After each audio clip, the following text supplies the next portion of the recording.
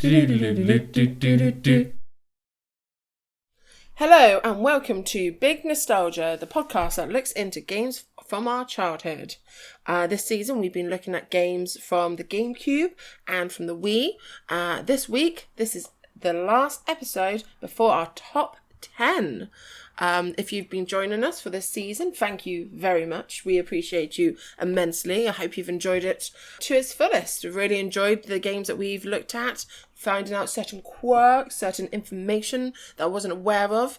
This week, we are going to be looking at the final game of this season. It's a Wind Waker from the Legend of Zelda series. So take it away. Oh, and I'm Vicky. And I'm Phil. And take it away, Phil. Thank you, Vicky. This is the final episode of Season 3, before the top 10, as we say. And we're going out with a bang because this is the Wind Waker. It's only the second game this season which did not get a Wii release. You might think this season's been quite Wii heavy, but we did play more Wii games. But we have covered quite a few GameCube games that got released on both as well. But there's no Wii release for this. This was just on the GameCube, but also the Wii U. But not the Wii. This is especially exciting for me because even though this is the 5th Zelda game we've covered on this show, this is the first one where I'm actually the researcher, not Vicky. Also, if you're wondering why Twilight Princess was the premiere and this is the finale and Skyward Sword was in the middle, it's because as kids we played Twilight Princess first, then Wind Waker, then Skyward Sword, so that's how it kind of worked out ordering-wise. Anyway, the Wind Waker. It's the 10th Zelda series game. It was released originally for the GameCube in December 2002 in Japan. It was not released until the following spring, getting released in March 2003 in North America, April 2003 in Korea, and then May 2003 for the EU and Australia. For the Wii U, it got re-released, and that was September 2013 for the North America eShop, September 2013 Japan, but then October for the North America physical release, then October also for the European and Australian release. So this is the first game I think we've had where, well, I suppose obviously the digital stuff was only really coming in from the Wii and later. But I think this is the first game we've ever covered which had a different digital and physical release date. We're not talking about the HD version yet, we're on the regular old Wind Waker. So for those of you who have been watching this series in order, this episode will be a bit like filling in the last gap in the puzzle, as we know the development of what comes before it, from our Majora's Mask episode, and we know the development of what comes after it, from our Twilight Princess episode. For this game's development, we'll be going back in time, back to just before Majora's Mask even came out. So, with a lot of our episodes, especially this season it seems, this begins by talking about a tech demo, but not Super Mario 128 for once. This is a Space World 2000 GameCube tech demo of Link and Ganondorf fighting, which used a more realistic art style, and made fans think the next game would have a more realistic style as well. This demo was actually created before Majora's Mask was even completed, and it was made as an experiment, one that was never intended to lead to a game in this style. It happens a lot. It happened again with the Wii U, which did a tech demo, which again was a realistic looking Link fighting Gohma.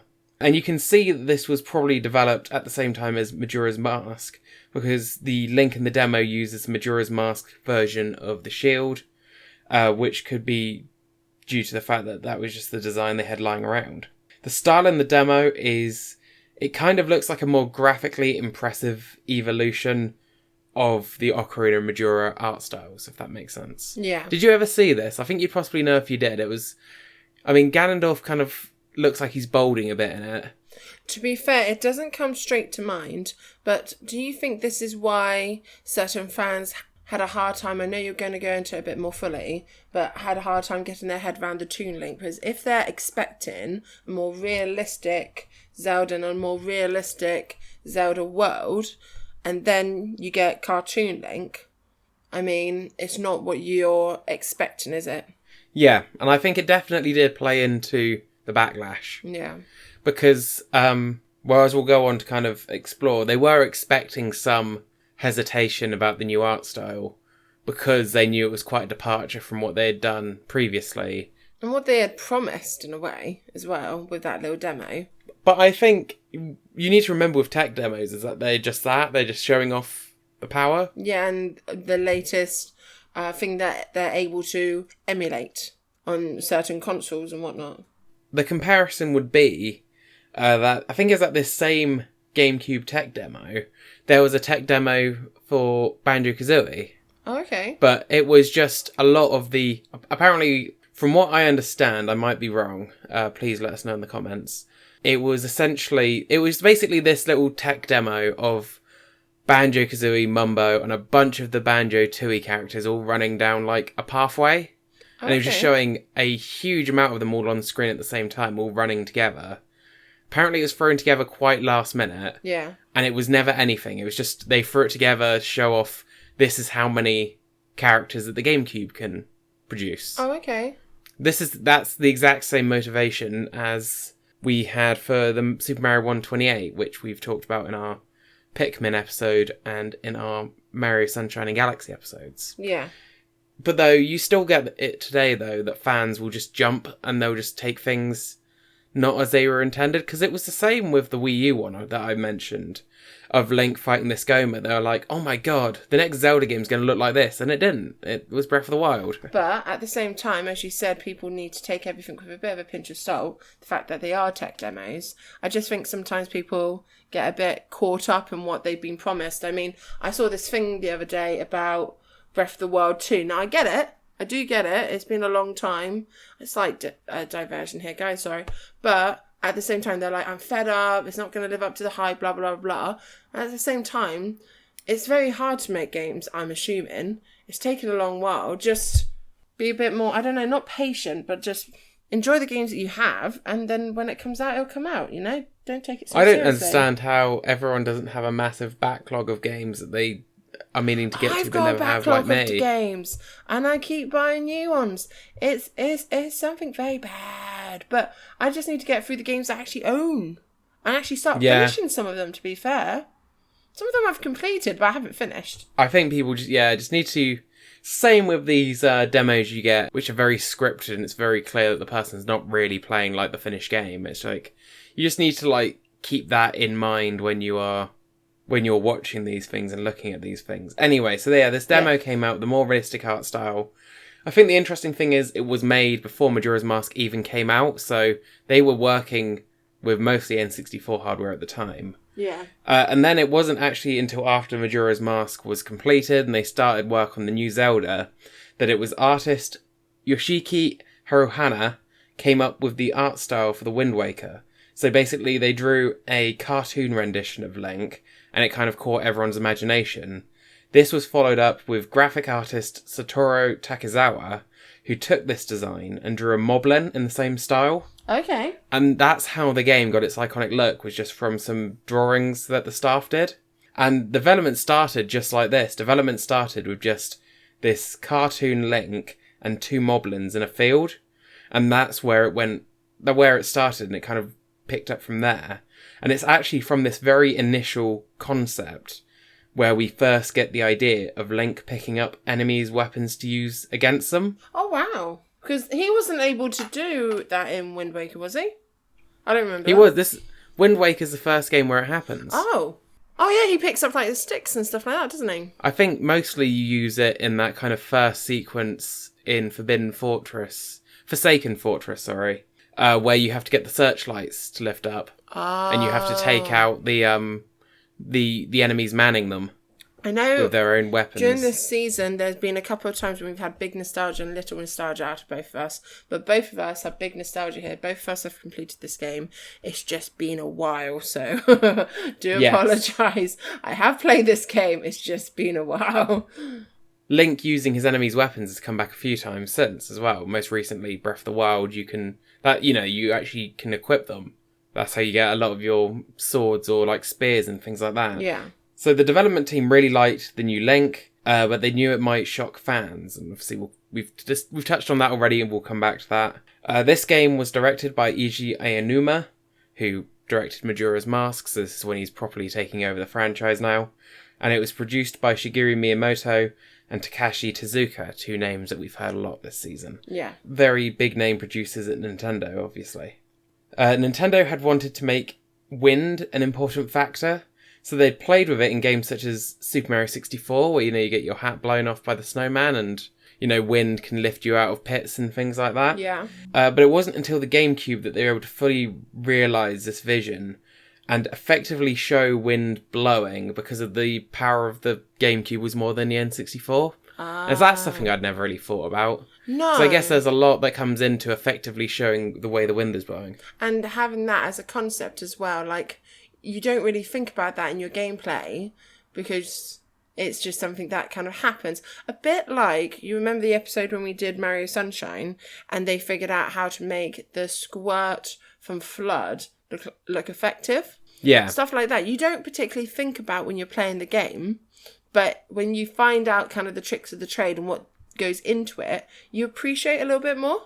Yeah. No, it's interesting, really. And the fact that that's a starting point as well, rather than something that came along the way. Yeah. But I suppose in those kind of days when these leaps between the consoles, I suppose there is still power leaps between the consoles, but it definitely you could feel it more back then, I think. They are trying to stick with consoles a bit longer nowadays, aren't they? Hypothetically. Yeah. And obviously there is still power to be had, like obviously PS5's lack of loading screens and stuff like that, but it's not the same jumps as, like, the Nintendo 64, the first 3D Nintendo console, and then the jump to the GameCube where everything was all of a sudden looking a lot better than the polygons of the N64 and what have you. Yeah. And also, talking about the power of the GameCube, it leads me on to my next point, almost, as if we've been doing this for a few weeks now. The power of the GameCube also allowed a focus system where Link will look at things that he can interact with to give clues to the player. So this is the first Zelda game and you'll see it when Link's walking around and he'll just look at something as you're walking past it. Or, like, his eyes will move and things like that, or he'll just make a face. Like, this is all something that was first possible to do in this game. And it also added charm to the design, in my opinion, as cartoon Link looking around at his surroundings kind of adds to that feel of the style. Like, he's just very curious. Is it really bad that I never really... I know what you're talking about because I remember playing and his eyes doing that, but I never really linked the two. You just thought he was just looking around? Yeah, I just thought he was a cartoon Link and walked into the room and he's just having a little look around sort of thing. I didn't really link it to actual gameplay. No, he's looking at points of interest. Ah, fair enough. Also, from the development of this game, there was concept art of an adult Link, and also the stages of Link's growth between his initial design, which is in Wind Waker, and this adult design. An adult design of cartoon? So an adult version of Toon Link. Oh. So this suggests that not only would there be an adult Link, in quotes, in this game, but the fact that they had drawn the kind of intermediate stage almost implies that he may have aged through the game. Yeah, that would have been cool. One place where the GameCube's power was more of a limitation was the sailing, which is why Link sails at the pace that he does.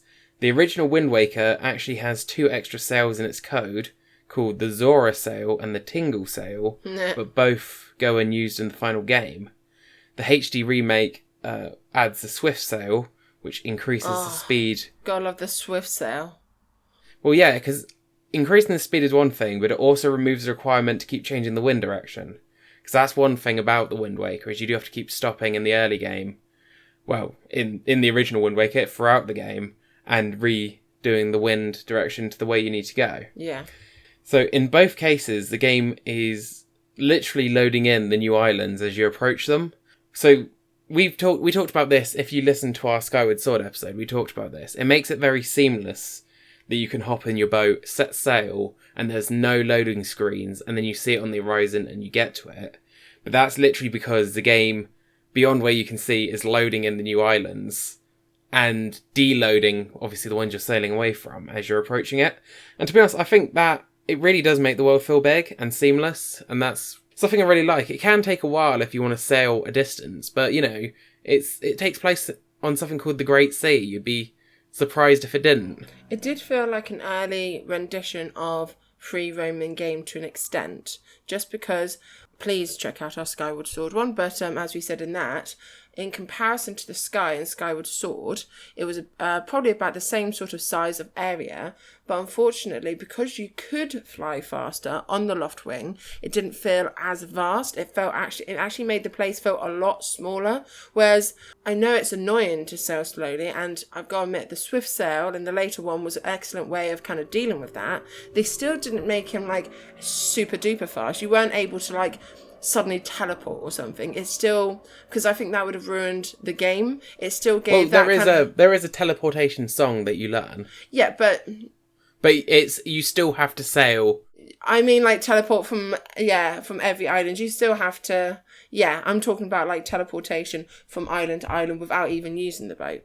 Yeah, but it still gives it that sort of vast sort of feel. And as Phil said, with the islands coming in, rendering as you go towards them, no load screens, it felt like an early free roaming game, really. Like an open world game, like Breath of the Wild. Yeah, quote unquote open world game, because of course it wasn't, but it was like the first steps towards one. Yeah. Definitely, if you consider all of this came out on the GameCube, which is quite impressive. Exactly. And also, too, because I was saying how I was surprised that the wind came first. It seems, from what I can find out, that the idea of having this massive sea was an early idea as well.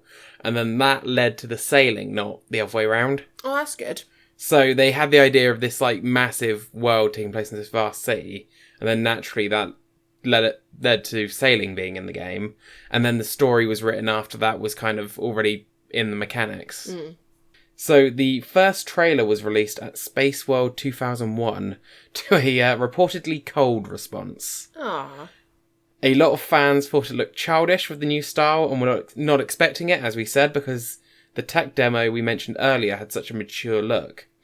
As a result, the game was not shown off again until it was well into its beta, which meant it didn't appear again until E3 2002. After that, preview images were released right up until its eventual release.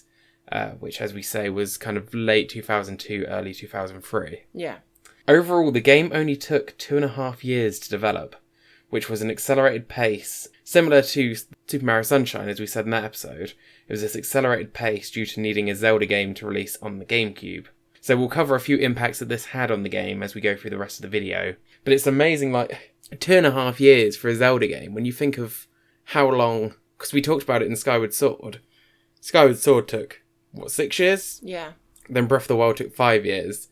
And now Breath of the Wild 2 has broken that record and it's taken 6 years. Yeah. So a Zelda game in 2.5 years, and we'll go through it, but considering the amount of content on display here, it's kind of amazing that they managed to do it in such a short amount of time. And if you're comparing it to other games that had a short development time, such as Mario Sunshine, I know you're going to hit on some of the effects that had, but on an overall game perspective, I don't think, well, compared to Mario Sunshine, those problems don't feel as obvious. It does feel like a very complete game if you're comparing it to, say, Mario Sunshine, which, in comparison, please check out our video, plug, felt very incomplete in comparison, and that felt like it was due to the short time development. This game does not have that same feeling.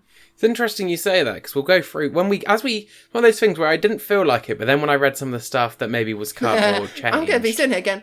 Oh yeah, maybe. But before we start getting onto that, we're going to talk about the characters in this game. Ah, yes. So there's a number of returning characters, such as obviously Link, Ganondorf, Tingle is back. Gotta love Tingle. So Tingle was not actually meant to return from Majora's Mask, but because he was such a fan favourite, it made him higher on the list of characters to return. I always think Tingle is like the Jar Jar Binks of the Zelda franchise, but he's really not. He's got such a fan base, doesn't he? Yeah. But then again, I suppose Jar Jar Binks does. It's split between Japanese and kind of like Western fans as well, I think. Definitely not one here. I mean, not my cup of tea. Bless him. But he's what I can say about him is he is an interesting character. He certainly is. Zelda is back, but in a bit of a different way, because when she's introduced to the story, she is Tetra, a headstrong pirate who leads a colourful crew of her own. and it's not actually until the midway point that it's revealed that Tetra is Zelda. And then new characters include Link's companion for this game, which is the King of Red Lions, who is also your boat, so he's your main transportation through the game. Other new characters include Medley and the introduction of the Rito race, which are bird people. And there is also the introduction of the Koroks and Makar, who is the little tree person. Previous races Zora and Kokiri only appear as two of the past sages, and they appear as ghosts. And Gorons only appear scarcely as travelling salespeople across the ocean. I did like that. I thought it really showed the time frame of when this is supposed to be set. So the fact that the Kokiri and the Zora was the spirits, it shows what... Of course, if you want to check out the official timeline, please check out Hyrule Historia. But before any of that was written, it kind of gave a lot of hints. And it goes, obviously in the story, it goes on about the city that once was, the water rising up. So I feel that that's a nice link between certain games. Well, we'll come more to the story in a minute, but I think it's interesting because I think canonically in the game, the Rito are evolved from the Zoras, and the Koroks are a future version of the Kokiri. I don't know how that gels with modern games, because obviously Breath of the Wild has both Zoras and Rito in it.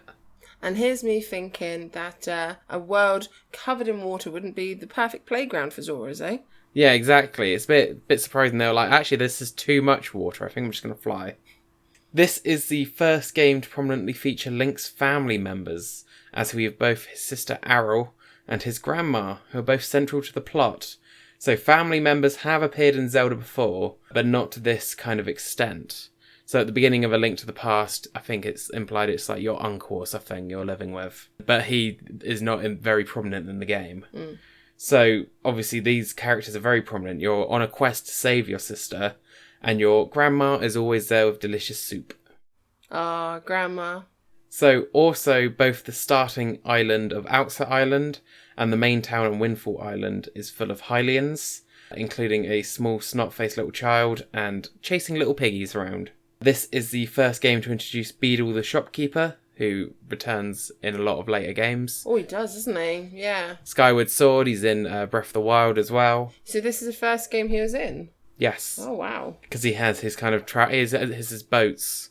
He does, doesn't he? Around some islands where you can go to shop. You also have the fishmen, who appear in each square of the map, and by feeding them bait, they will give you a little clue as to the square you're on, and also draw the map in for you, which I thought was a clever idea. I always thought those guys looked like Zora descendants more than the bird people did. So you don't think the Zoras became birds, you think they became tiny little fish? Tiny little fish with expert artistry. I won't go over all the enemies, but a lot of recurring enemies return, obviously in this new art style, such as Moblins, Bokoblins, Pose, Redeads, Keese, and there's quite a lot of choo-choo jelly around. So, the bosses. Do you remember any of the bosses offhand? Well, there's that giant bird. The Helmarok King. Yeah, because you tried to defeat it at the keep, then you defeated with the the Ritos. Wasn't it like a lava dragon? No, it wasn't. No, there was something pulling on the lava dragon's tail, wasn't there? A beetle or something. It's a weird bug thing, but that's the version of Gomer in this game. So obviously Gomer is a recurring baddie. Yeah. But yeah, it's pulling on Valu's tail, who is the dragon spirit on Dragon Roost. So that's your first boss. You've got Calais Demos, which is the big flower boss in the Forbidden Woods. Yeah. You've got Godin, which is the big head with two hands in the Tower of the Gods. Yeah. You've got the Helmarok King, as you said, which the first time you encounter it, it does throw you out into the ocean, but the second time you fight it with the hammer. Yes. You've got Jowhala at the Earth Temple. You throw into spikes, and then it splits into the smaller ones that you have to defeat. Yeah. You've got Mulgera of the Wind Temple, which is a big worm. I don't think you can describe that any better. It's just a giant worm. Yep. Yep, that's what it is. That's what it says on the tin. Phantom Ganon. Oh, yeah, gotta love a Phantom Ganon. Is that the first showing of Phantom Ganon since Ocarina of Time? Yeah, but when you think that's only 2 games previous. Oh, I suppose so, yeah. It wasn't that long ago. You've got Puppet Ganon, which is the first part of the fight with Ganondorf, Yep. with its 3 forms of the puppet, the spider, and the worm form. And then you've got Ganondorf, obviously, as the final boss. I do love the final hit into Ganon. Just sword into his skull. Well, now we're on to story. So, as you know, there's a lot of twists and turns in Zelda games, but we're going to be keeping this as top level as we can, so we're not here all day. This game takes place following the adult timeline from Ocarina of Time. And interestingly, this might be in my quirks later, but it makes sense to include it now. This is the first Zelda game that implies the existence of multiple links in the same timeline. Oh, so it's never hinted of it before? Before, they've all been self-contained. Yeah. And obviously the Legend of Zelda, there's obviously the theories that it could have been just the same, retelling the same story, just in different ways, because it's a legend. Whereas this is actually saying that there's been other links. So this is explicitly stating that the Hero of Time came hundreds of years ago and sealed Ganon away. The Hero of Time returns to his own time after sealing Ganon in the Sacred Realm. Ganon re-emerges and the hero does not appear, so the gods flood Hyrule in order to stop him. You begin as a new Link, who starts as a boy coming of age on Outset Island when his sister wakes him up because it's time to put on his hero clothes, which is the tradition when boys reach a certain age on that island. They have to wear the green garb of the Hero of Time for a day. This happens to be quite ironic, because a bird known as the Helmrock King flies over with Tetra and drops her in a nearby forest. After you find her and rescue her, the bird comes back and takes Link's sister instead. You go with Tetra and the pirates, who get you into Forsaken Fortress, but when you get to the big boss room, the bird picks you up and yeets you away. You wake up saved by the King of Red Lions, and then after you get him a sail, it's time for the real quest. So first you find the 3 goddess pearls from the dragon Valu on Dragon Roost Island, the Great Deku Tree at the Forbidden Woods, and from the fish spirit Jaboon. You complete the Tower of the Gods, awaken 2 sages, and then find the Triforce. Along the way you discover Hyrule Castle under the Great Sea. You discover Tetra is really Zelda all along, and the King of Red Lions reveals his true identity as King Daphnis No Hansen Hyrule. Now that's a name and a half. That's a proper name, that is. It's a name so long it needs its own postal code. It really does. Ganondorf kidnaps Zelda, and you go to face him in his tower. The king shows up and uses the Triforce to flood Hyrule and Ganon's tower under the sea. Link finishes Ganondorf in probably one of the most brutal ways outside of Zant breaking his neck. And then that's it. You get fished out of the water by the pirates, and it's off to the next adventure. So, design.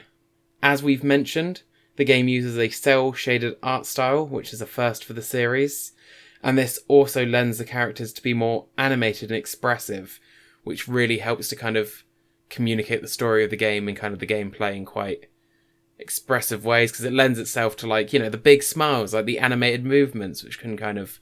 I do think that it's a path that they should have done a bit earlier, potentially, because having a character like Link that doesn't normally talk be so expressive is amazing. It's really quite comical, but quite helpful as well, because for a character that doesn't really say anything, but just by a look or a glance or glare, you get the feeling more than you could potentially say in controlled dialogue. Yeah, and it's funny you should say that, because with the better technology, some expected more voice acting in the games. But this didn't actually happen until Breath of the Wild. And even to this day, they don't want to give Link a voice, because basically they think whatever the voice is, people will complain. That is correct, Nintendo, that is correct. That's essentially what it boiled down to. But this next bit I thought was quite interesting, because the style itself is actually designed to emulate the style of a large studio animated film, specifically Japanese animated films. So I saw examples that people were citing, that the developers cited as their inspirations, which included films from Toei Animation and Studio Ghibli. But they were quite explicit that there was no particular film they were trying to mimic, they were just using those kind of styles as inspiration. So to achieve this kind of almost 3D anime-ish style of like a big studio film, the background elements actually use more detailed textures than those used for non-static objects such as characters. Most lighting on background elements is pre-rendered, although the game also uses a lot of real-time lighting effects on all objects. A cloth simulation system, which affects cloth, hair, grass, and particles, provides some realism as well. This comes back to obviously the effect of the wind. Yeah. There is a subtle depth of field effect and also image distortion caused by the heat in some places. Kind of similar to, like we said, Super Mario Sunshine, with adding heat waves in the distance. This was a bit more explicitly in kind of fire areas and around flames and things. Yeah. So, there are treasure charts throughout this game, which let you know where sunken treasure is. And later in the game, this is used to find the Triforce pieces through the Triforce Quest. The Great Sea itself is a 7x7 grid, and there is an island on every square of the map, giving 49 areas total. Usually, at minimum, there will be a puzzle to do to get a chest, plus another chest underwater that you might find with the right treasure chart. The controls of Link, despite his different look, is actually pretty similar to Ocarina and Majora's Mask, but in this game he can sidle on walls where he goes up real close to them and like shifts himself along. Love his eyes when he does that. Proper kind of like shifty, like... Dun. You can just hear him like singing to himself, just like, I'm being super sneaky. They're never gonna see me. No, no, no. Sneak, sneak, sneak, sneak. Sneak, sneak, sneak, sneak, sneak, sneak, sneak. Sneak, sneak. But also, in this game, he can crawl anywhere, because obviously he uses that to sneak up on things. Yep. He can hide in barrels to avoid detection. And this is the first game where he gets like a fancy sword strike, where he can roll around the back of an enemy and swipe upwards. That is pretty And obviously fancy. that system was expanded more in Twilight Princess. And in future Zelda games. Yes. There is a huge optional side quest in this game called the Nintendo Gallery, about carving sculptures by taking pictures, which is really, really big as a side quest, and I never really got into it when I played the game, but I did. It's a really... Did you? Yeah. What did you think of it? I thought it was really entertaining. It persuaded me to go back to areas that I had already been to. It did make me slightly frustrated because I found out about it at the very end of the game. So there's certain statues that I couldn't get without replaying the game. So if I did replay the game, which I'd be up for doing, I'd do it from the beginning because I kind of enjoyed being like, hee hee, here's a photo. Yeah, I got a little statue. Well, you might be pleased to know that if you, in the original, if you just start a new game on the same save file, but obviously, I think it becomes hero mode if you do it on the HD version, yeah, your Nintendo Gallery progress will carry over. I know. So you even knew that bit? Yeah, I knew that bit. But I think at the time when I finished it, I gave it back to you.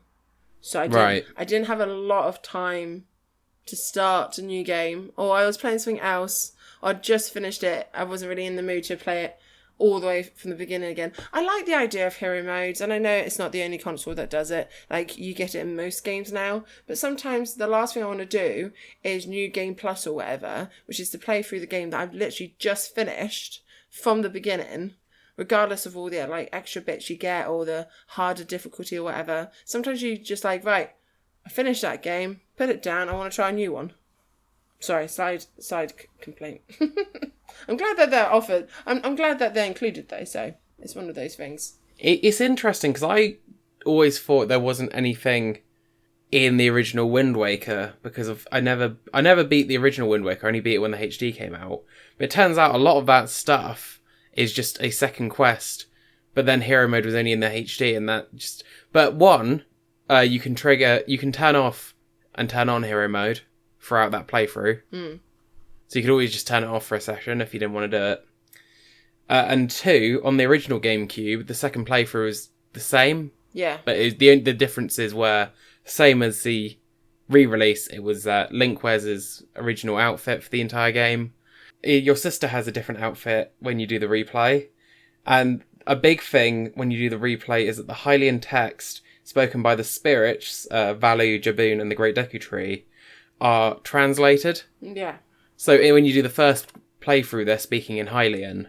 And then when you play through the second time, it's all translated, which is a really nice touch, because they obviously couldn't have it translate the first time through, because there's massive spoilers, because they address the King of Red Lions as, king. It's like, King of Hyrule. You just have Toon Link's face, just kind of, what? And also, as we've already stated, in the replay, your Nintendo Gallery progress is continued. And you also get the deluxe Picto box right from the start of the game. I don't know, which would be very handy, because there's certain bits that, of course, you wouldn't have the picture box yet for. You still want to get certain characters, so it is a good way of doing it. Definitely if you just wanted to play the game. So potentially that's the best way to replay it, if you want to play the game again after a certain amount of time, but you kind of want to get all the... I don't know, I just think it was a silly little side quest. It wasn't a mandatory thing, but it was quite engaging. I found it quite engaging. Yeah, well, I don't think there's a reason I didn't do it. I don't think I'd stumbled across it when I played. Fair enough. It's on a little island on the outskirts of, I believe it's Outpost Island. Or the forest, yeah. No, the Forest Island. It's on a little island. No, I think it is the forest one, yeah. So there is also, this is the first Zelda game with a full enemy gauntlet dungeon. So you have I think it's the Pit of Trials in Twilight Princess, but this one is called the Savage Labyrinth. Savage. Good word. Where you can fight through floors of enemies. That one you do get to from Outset Island. There is a lot of references to older Zelda games throughout this. Obviously, the majority of them, the most common are the Ocarina of Time references, both in the story, but also when you go to Hyrule Castle, the stained glass windows are the 6 sages from that game. I was thinking that when you said about the references, I was like, he's going to mention the stained glass windows, which look awesome. And they're just in the background, and they look so pretty. And I think it's just a lovely little nod without having to go into great detail about anything. You're just like, hey, I know those guys on the window. That's cool.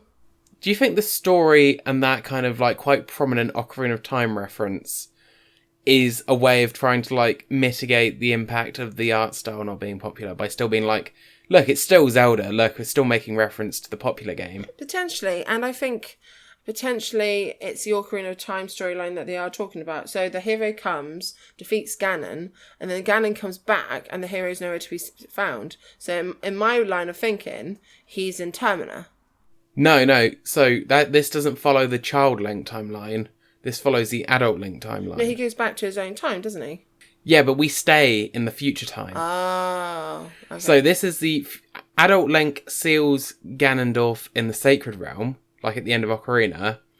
But then Zelda sends him back in time, and we stay in that timeline. So we know what happened to him. Oh, well. Child Link then goes into Majora's Mask, and then that grows up, becomes the hero's shade, and that's what you see in Twilight Princess. Yeah. It is a little bit timey-wimey, confusey-boozy. Yeah. It is a bit confusing in places. So, onto dungeons. So, where a lot of the, what ended up being cut was that there was supposed to be 2 more dungeons in this game. Okay. So, let's go through what it does have first. So, this game has more dungeons than Majora's Mask and Breath of the Wild, but far less than, say, Twilight Princess. You have dungeon-wise. Do you want to come in with any, or shall I go through the list? I think I've mentioned a lot of them in reference to the bosses. Well, yeah, the Forest Temple. The Forbidden Woods. Yeah. I'm guessing the place that you sneak into, that's not really a temple, is it? It is listed. Yeah. The Forsaken Fortress, because you go there a few times throughout the game. Yeah. And then you've got the mountain, the Fire Mountain, to get the Rito. Dragon Roost Cavern. Then you've got the Temple of the Battle of the Gods, or Temple of the Gods, whatever it's called. Tower of the Gods. That's the one. And then you've got, Hyrule Castle. That doesn't really count. It's Ganon's Tower is the final place. Ah, fair enough. The other 2 are the Earth and Wind temples. Yeah. With the sages. And also the Zelda Wiki doesn't count it, but you've also got a little bit on a ghost ship, but I guess it doesn't count it for the same reason it doesn't count Hyrule Castle, is that the sequence is quite short. But yeah, the 2 dungeons were cut from the final game, and the game has the Triforce Quest instead. What did you think of the Triforce Quest? Bear in mind, we never got that far on the original, because on the original, you had to go to Tingle to decipher the Triforce charts, I think, for all 8 pieces of it. So you mean the Triforce Quest is in collecting the pieces of the Triforce? Yeah, what you do at the very end before you can face Ganon. Yeah. What did you think of it? I think it's fine. I don't think it's anything to write home about, and it's very annoying having to talk to Tingle, but it's a way of separating out the Triforce. I don't really think much of it. Well, actually, I say that because in a interview following the game, Aonuma actually apologised for the Triforce Quest. Oh. Saying it was slow and dull. That's why in the HD re-release, the HD re-release cuts it down significantly. Oh, and I still had that response, so wah wah. Yeah. But anyway, the Triforce Quest was instead of those 2 cut dungeons. People were hoping to see the dungeons when Wind Waker HD was announced, but Aonuma commented that they had already used those concepts and used those dungeons in other Zelda games. This is kind of similar to how there was originally a planned Wind Temple for Ocarina of Time, but that ended up being in Wind Waker. Yeah. So, I'd be curious to know where those 2 dungeons ended up.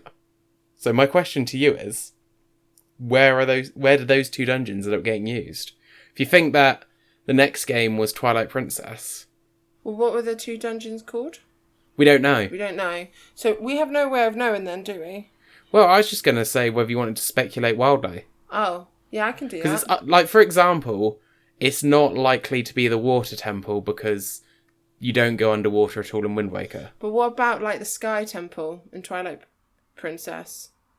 They could have That could have been it. They could have gone higher, because, of course, they had the Ritos. Like, say she flew them up into the clouds or something and found... If there was supposed to be a civilization before the water rose, then there would have been potentially a civilization up in the clouds as well.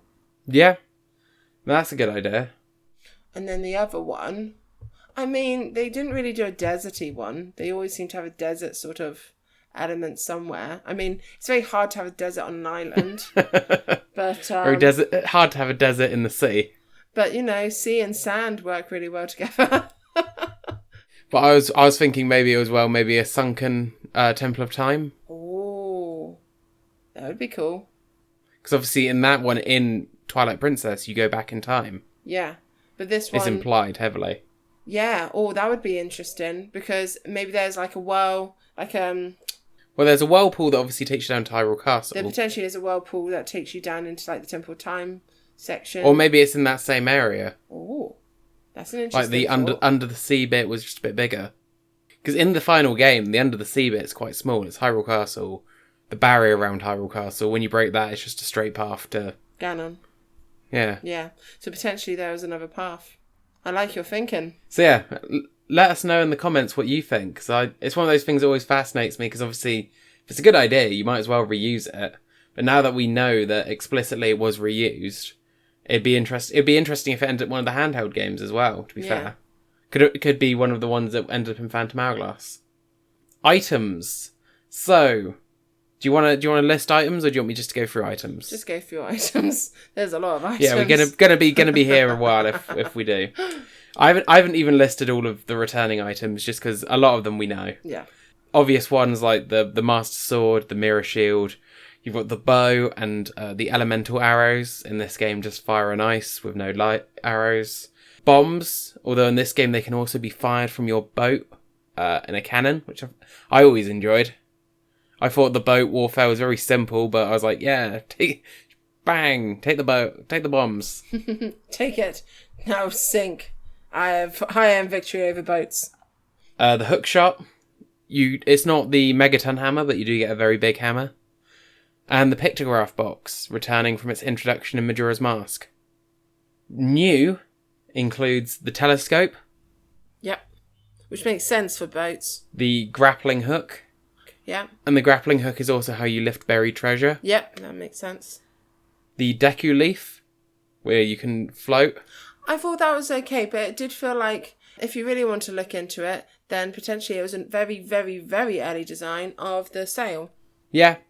I think that concept comes back quite a lot of times. Because of the way that you float and the way that you use it, the way that wind is used in this game.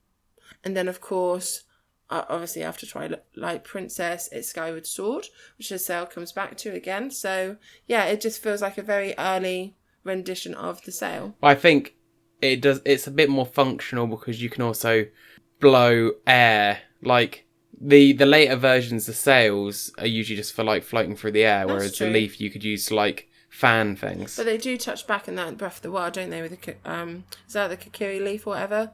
But you can blow with as a weapon. Yes. Yeah. We've also got the spoils bag where you store your feathers, your charms, your skulls, etc.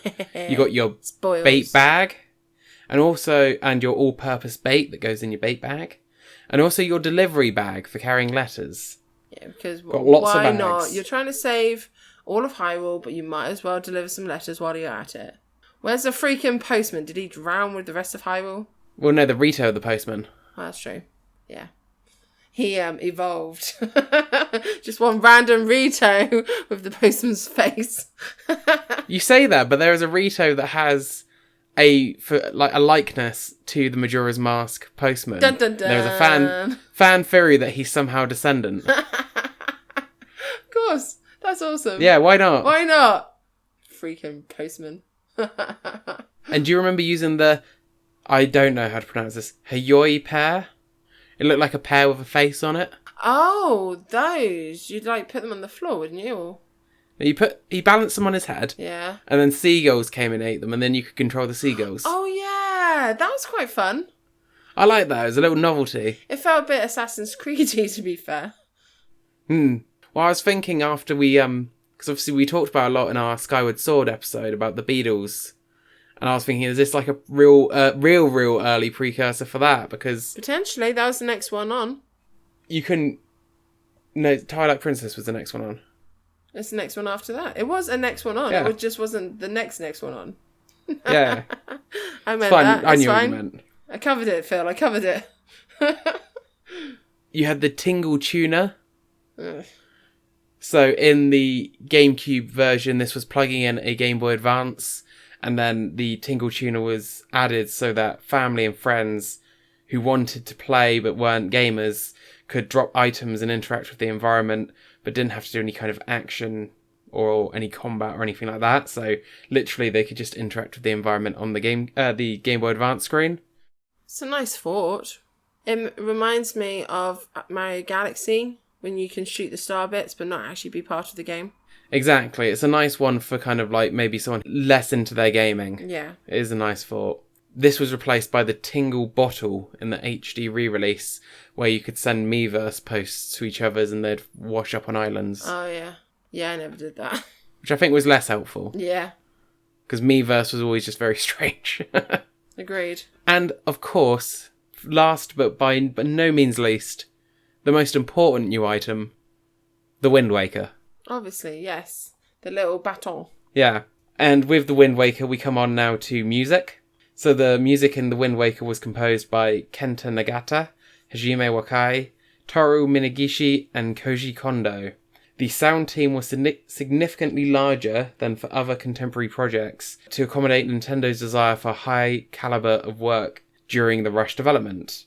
So Kondo, who we'll know as the primary composer for the series as a whole, contributed to the score but was not the sound director. And also the score incorporated past Zelda tracks throughout it as like motifs to kind of make reference to those games in that way as well. Yeah. The soundtrack for this, which I guess I hadn't thought about but it does make sense when you say it out loud, is inspired by Irish music. Yes, I could see that. So that's quite interesting. Like Zelda games before it, possibly to a larger extent though, it's an environmental soundtrack because it changes based on your location, the time, and obviously when you go into combat it changes and things like that.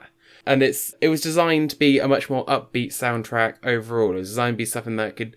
I think one of the developers even said they want to get gamers off their feet on dancing or something. Well, you could imagine that as well, being a cartoony Link.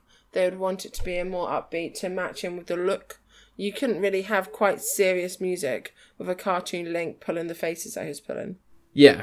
It matches the tone, it matches the kind of like seafaring adventure as well. Yeah. And the advancement of the technology, obviously we weren't quite at the point of orchestras or anything like that, but the technology for the digital soundtracks meant that they can make it sound a lot more like real instruments than they ever could before.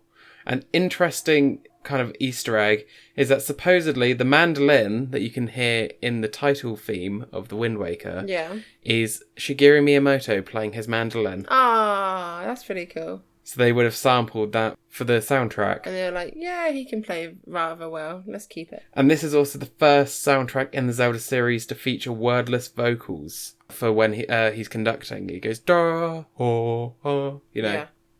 This was also released as a 2-disc, 133-track soundtrack album. Wow. Okay. But not in the UK, because we never get anything nice. No, we never get anything nice. What did you think of the soundtrack? I liked it. I thought it matched the world. I thought it matched the baton and the way that you use the wind. I thought all the characters were engaging, and each soundtrack that came from each area were very distinctive, which I think is a general Zelda accomplishment. But again, Wind Waker kicks it out the bag, as I said earlier. There's no point making a gritty, down-to-earth sort of soundtrack for a game like this. It actually reminds me, similar to the soundtrack of Skyward Sword, because of course that was made to sound very airy, very light, very like up in the air, very kind of like that sort of element. So I think they really took into consideration both of their areas, that one being more cartoony and throughout the ocean and that sort of element, and then the other one being in the sky around the birds. And yeah, so I do think they really take into consideration the game that they're making when they're trying to think of the music they want to go alongside that. Yeah, and of course we couldn't talk about the soundtrack without talking about the Wind Waker itself, the conductor's baton. And this is, it's interesting because this is technically one of the only Zelda games where Link doesn't play an instrument, because he conducts. He plays the wind. Yeah, he plays the wind. Well, supposedly it's him conducting the gods to play the songs. No, he's conducting the sages to play the music to be heard by the gods. Yeah. And also this is quite, because it is actual conducting, it means that he does the tunes in 3/4, 4/4, and 6/4 time. You know, the number of boxes at the top. Yeah. That's related to the pace of actual conducting as well, which I thought was quite interesting. Link himself is voiced differently from Ocarina Majora, but is actually voiced by the same voice actress who did Skull Kid in Majora's Mask. Oh, okay. So, there are 6 songs that you can learn to play with the Wind Waker. What are they? Changing the Wind. Wind's Requiem. Yeah. Yep. Teleporting. The Ballad of Gales. Yeah. And that's all I've got. You've got the Command Melody, which allows Link to control another, quote, living thing in the room. I say quote because it includes the god statues in the Tower of the Gods. Yep. But also works on Medley and Makar during the Earth and Wind temples. This in itself builds on the cafe side quest from Majora's Mask, which is the last time you could control a character who wasn't Link. Yeah. You've got the Earth God's Lyric, which you have to play to get into the Earth Temple with Medley. You've got the Wind God's Aria, which you have to play in front of the Wind Temple with Makar. And an interesting tidbit about these 2 songs, the Earth God's Lyric and the Wind God's Aria, is combined, they are the main theme of Wind Waker. Oh, wow. That's pretty cool. And when you think about it, like, you may have to listen to them again, but if you haven't played Wind Waker in a while, but it does make sense. Like, they're the two they both appear in the main theme. And the final one is called The Song of Passing, and all it does is it's this version of the Sun Song. Yeah, so day to night. Yeah, and vice versa. Yeah. So, now on to Vicky's favourite part. Yay, quirks. Quirks. Bring on the quirks. And there are a lot of quirks. Again, like I feel like I say this most episodes where I've done the research, that there may not be more quirks. But at a certain point, this is like almost 2 pages of quirks. So at some point, you gotta stop. If you've got a favourite quirk that I don't come to, please put it in the comments. But otherwise, let's see what I was able to find out. So, this is the first Zelda game where Link does not start in his iconic green clothing, but it is given to him. Yep. In terms of other cut content, there is an island shaped like a GameCube that was cut, where you can see a design of this in Hyrule Historia. Yeah. And this is similar to how Phantom Hourglass went on to have an island shaped like a Nintendo DS. Nah. A pair of boots labelled water boots can be found in the game and hacked back in. People think these boots may have made Link sink, although he has the iron boots in this game, so I don't know why he'd need the water boots. Essentially, they would make him float like the hover boots in Ocarina of Time. Exactly. That'd make more sense, like you'd be able to walk across water to get something and then just walk back to your boat sort of thing. Well, it's interesting because Makar was originally going to be an item that gave Link the ability to walk on water as well. Oh, okay. And also, in the final game, Makar will plant a seed that will create a tree and you hookshot onto it. It was originally just going to be you can hookshot onto him. Oh, God. But the developers actually felt bad for him. Yeah. So they changed it. I like the tree better. There are several test rooms left in the game, including rooms with transparent water, which is something that does not appear anywhere in the final game. Ooh. And it's interesting because in the transparent water, you can see that Link's got a proper swimming animation, but you never see it in the game. You just see his head bop up and down. But he is doing, like, you know, the regular kind of swimming front Motion. stroke, whatever. Yeah. Yeah. So that was potentially, that gives a bit more stability to your theory of where that extra dungeon went. Yes. Yeah, because maybe with a bit more time, they would have done a bit more transparent water. Yeah. There was a planned frog on a cloud that was served as a player guide instead of, like, a Navi character in Ocarina of Time. In the end, Link doesn't have a guide character who is with him at all times. You've got the King of Red Lions, and occasionally Tetra will talk to you through the kind of communication stone that you've got. And it's interesting because this frog design was reused in the game for Zephos and Cyclos, who are the two cloud riding frogs that are in the final game. Yeah. And they are actually named for Raijin and Fujin, which are the Shinto gods of thunder and wind, respectively. Ah, that's pretty cool. So obviously one gives you the Wind Waker, and the other one controls the Cyclones, which once you defeat him, you can warp. Yeah. There is an unused audio file for the water spirit Jaboon, which makes it sound like Jaboon is getting hurt. It could be that he was due to be attacked on screen. In the final game, it's only ever implied because you come across his ruined island and have to go find him. Yes. Maybe there was like a little clip or something that you could see. Yeah, of the enemies turning up and wrecking the place. The sound effect for the Chew enemies is an argument between two Japanese men, sped up and played in reverse. That's funny, I like that. Yeah. There is a glitch in the game where Link can swim faster than the King of Red Lions using something called the Wind Waker Fall, which is hard to explain, but essentially it allows you to build up a lot of momentum and then release it all at once, which, similar to other glitches, kind of like the bomb glitch in like Ocarina of Time, will just literally ping you across the map. Yeah. Sometimes faster than the islands can load, so you'll just end up floating in the air and then the island will load around you. And then you'll suddenly be like, full. It can be used to cross the entire map in seconds. That's pretty cool. The most famous Wind Waker glitch, however, is something called the Barrier glitch, which lets speedrunners break through the barrier around Hyrule Castle and go to Ganon's Tower early. For a while, it was called the Holy Grail of Zelda speedrunning, because if it were possible, it would cut something like 2 hours off a speedrun. Oh, wow. So this eluded speedrunners for years and years.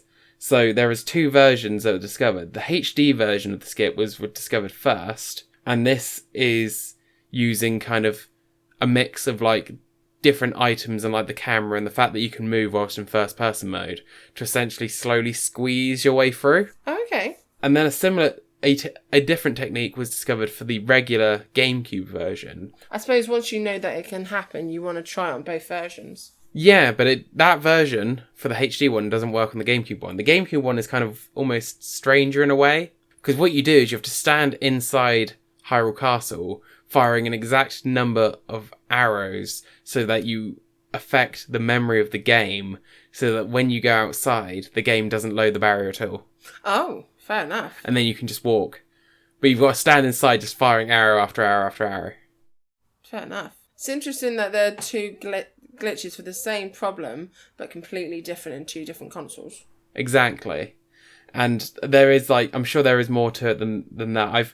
The thing is, there's so many glitches around this game. We were saying about how it feels more complete than Sunshine, but actually the number of glitches there are, it's actually quite surprising that it's not more known to be more glitchy, but I think a lot of them aren't really game breaking, so it's alright. Yeah.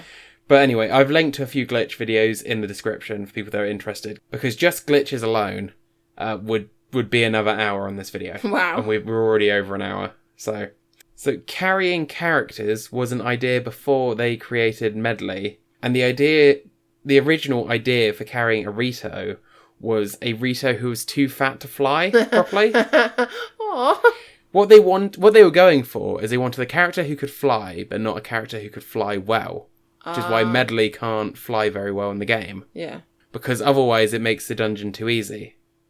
At one point in development, Link's eye colour would change in gameplay. For instance, turning red during combat. Oh, that would be very scary. This was cut due to the fact that the camera mostly sits behind Link during battle. But yeah, that would be terrifying. Imagine, like... He's just all chilling, walks into a room, and then suddenly... the blood vein just eyes. Pops like, time to fight. Yeah, you're working at one of Ganon's bases. This little kid comes in. It's like, oh, look at the little kid. His eyes go red and he swings his sword and you're like, ah! That's the last thing you see. Makes me think of those minions when they get hit by that goo and turn purple. Yeah. Oh, look at this cute little... Oh my god, he's eating my face. Karlov the Sculptor, so he runs the Nintendo Gallery. Yep. If you make a figurine of him, the description is, lately his club has been losing membership because he hasn't done anything, in quotes, cool with it. But as long as Link hangs around, everything will be alright. This is thought to be a meta reference to how the GameCube was struggling at the time. Yeah. Aww. So as long as you, the player, keep coming back, the Nintendo will be alright. Yeah. Ganondorf's twin swords have Hylian engravings on them, which read Honmono, which is Japanese for the real thing or genuine.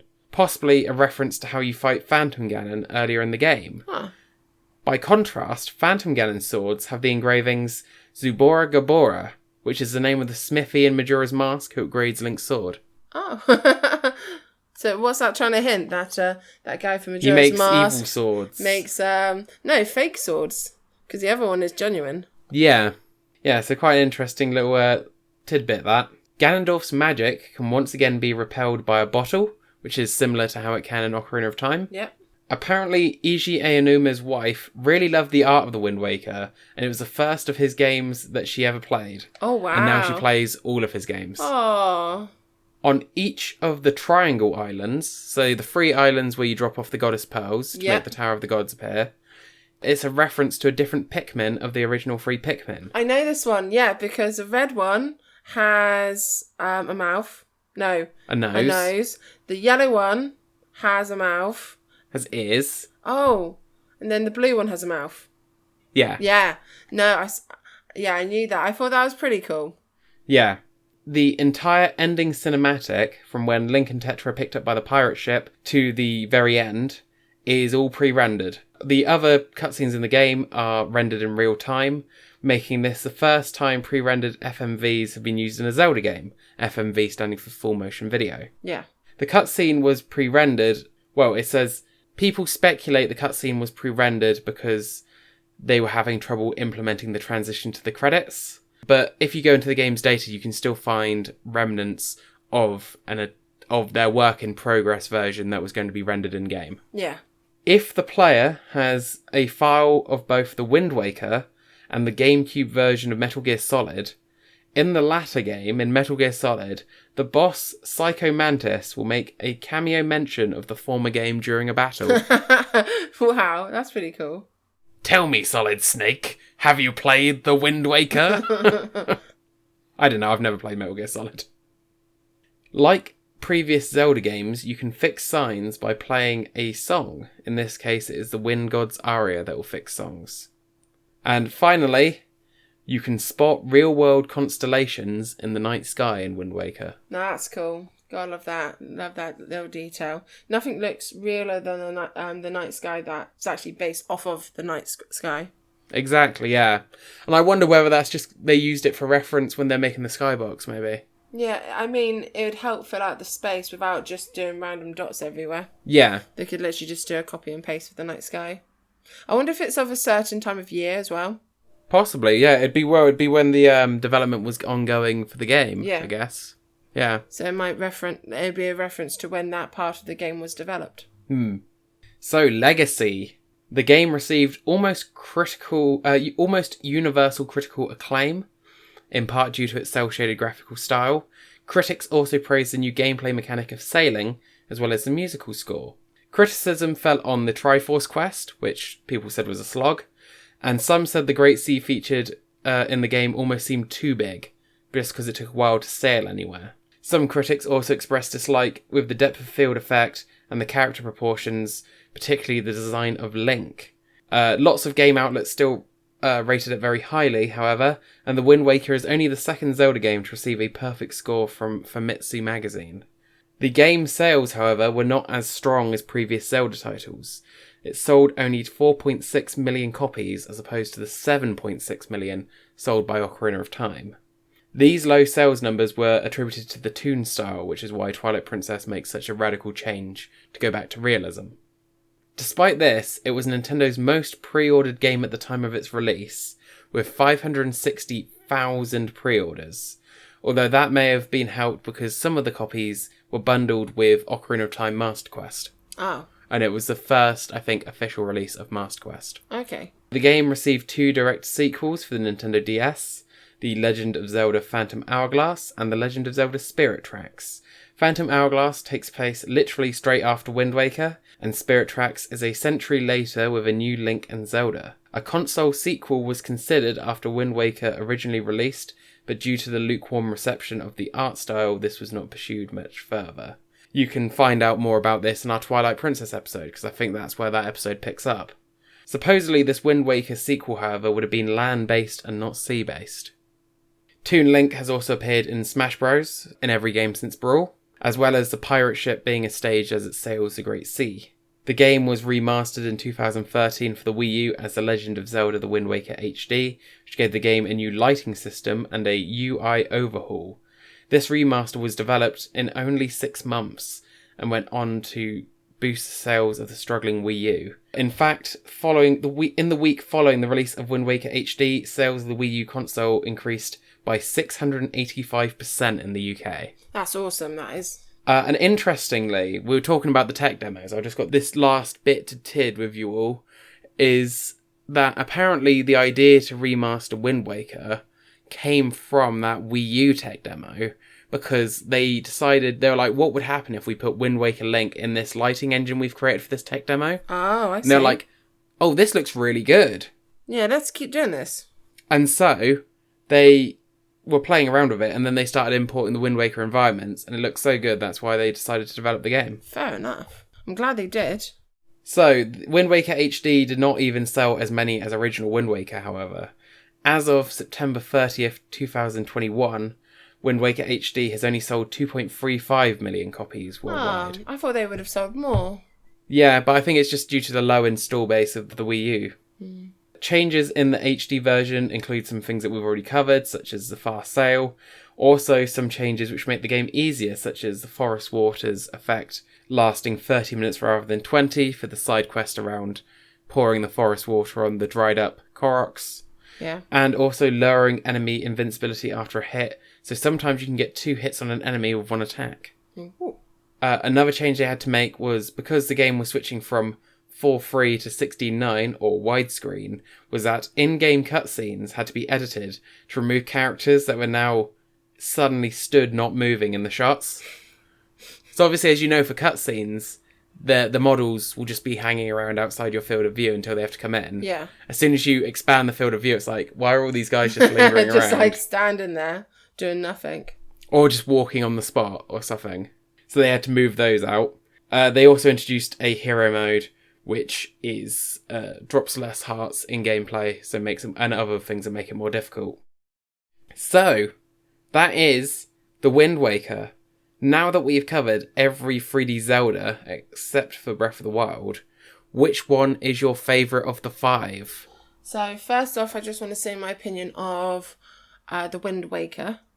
I do think that potentially some of its sales might have been affected because of that demo, and because it did feel like, you shouldn't take tech demos too seriously, we've said that, but it did feel like that's the way that Nintendo was going. So to go cartoony and so cartoony is basically the opposite of realism. So it must have been kind of a shock. And from the outlook, but like looking at this game without actually playing it, it looks pretty childish. However, once you do play it, it is such an enjoyable game. It's such a lovely way to explore the world of Hyrule in a completely new and original way. I love the Red Lion, and I think he's such a good companion. He is so less annoying than Navis and Fees and all that sort of malarkey.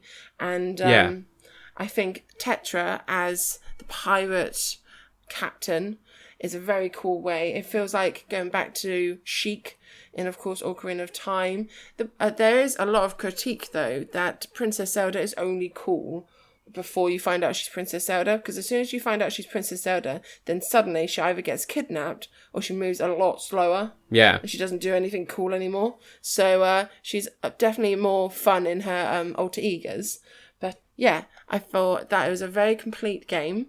It did not feel like it'd been made in such a short amount of time the way that Mario Sunshine felt that way. And I really enjoyed playing it. However, if you're considering the 5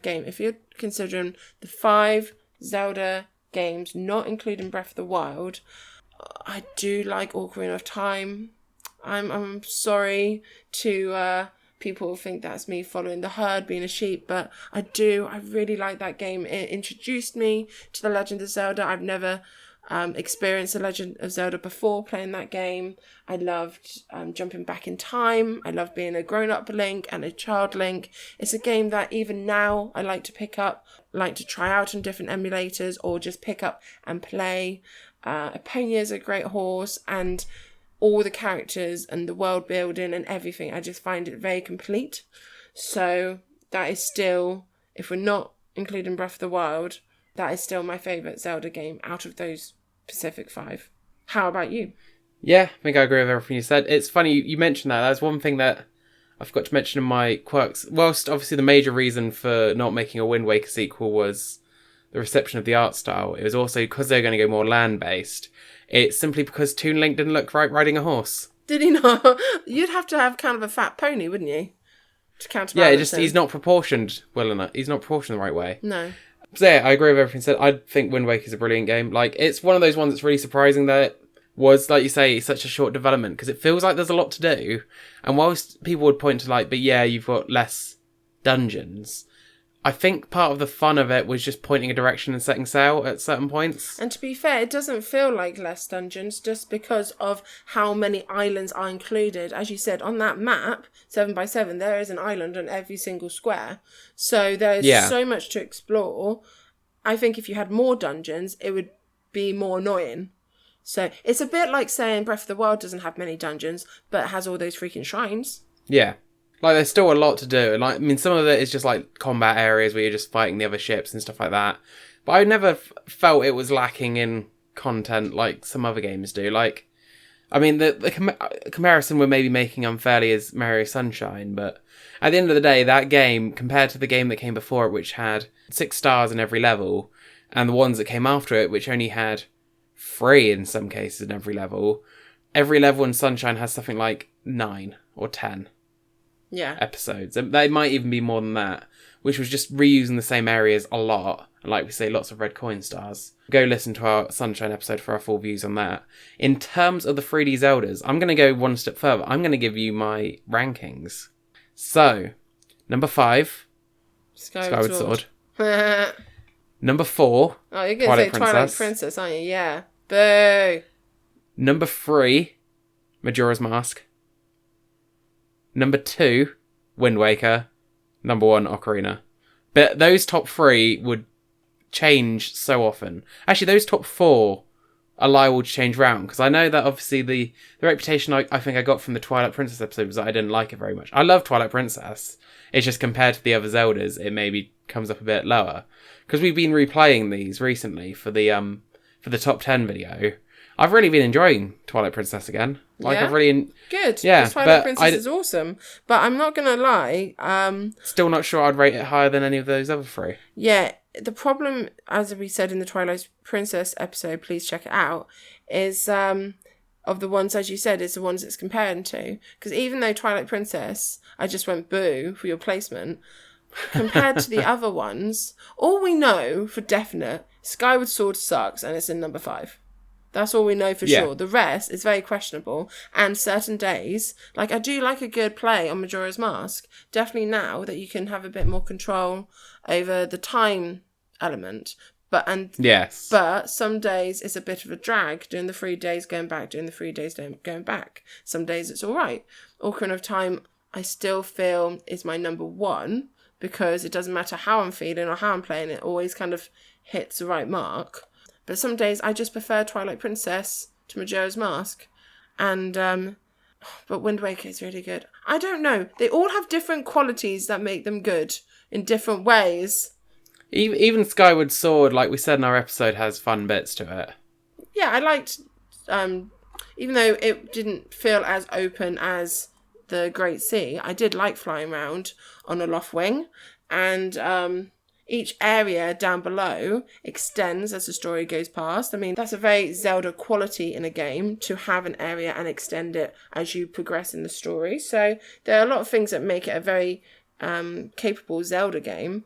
But yeah, problem with most of these games, they're very good on their own. But if you're comparing them to the other games, I mean, we're just big old Zelda fan boys and girls, aren't we?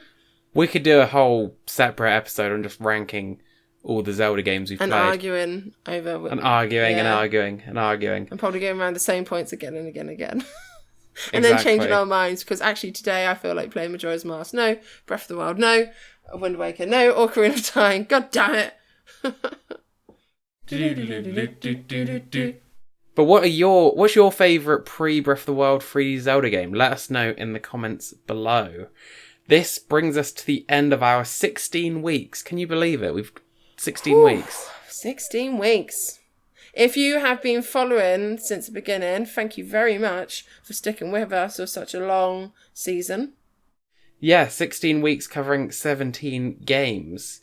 And it's been a lot of real fun conversations. A lot of games that I've not known really much about that I now know a bit more about. And games that I've loved for years that I now know little bits of interesting bits about the trivia.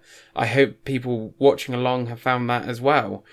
As you will know by now, I am talking from the past. I'm off travelling as this episode goes live. But we've still got more videos. We've got it prepared so we're not... It's like your mum going out of town and making sure the fridge is nice and stocked. There's still food in the fridge. Please do not worry. We've still got videos for 2 more weeks.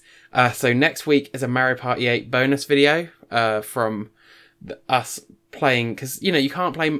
A lot of these I could get the footage by myself, but you can't play Mario Party 8 alone. No. So I roped in Vicky's partner, and my friend Nick to join us. And Which is very funny. I think that'll be a fun video. Yeah. And then the week after will be the final episode of the season, which is our top 10. Top 10! Now, our top 10 only involves, obviously, the games from this season.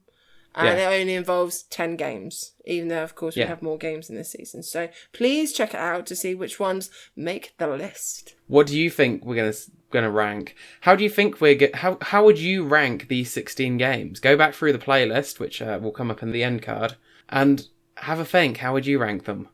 Because I think this is maybe the most difficult top 10 to do yet. Definitely. But you'll find out. Until then... I've been Phil. And I've been Vicky. Thank you very much for joining us, as always. And yeah, thank you. This has been Big Nostalgia. We'll see you down the road. Bye. Bye. Splish, splish, splish. Splish, splish. Splish, splish, splish. Splish, splish.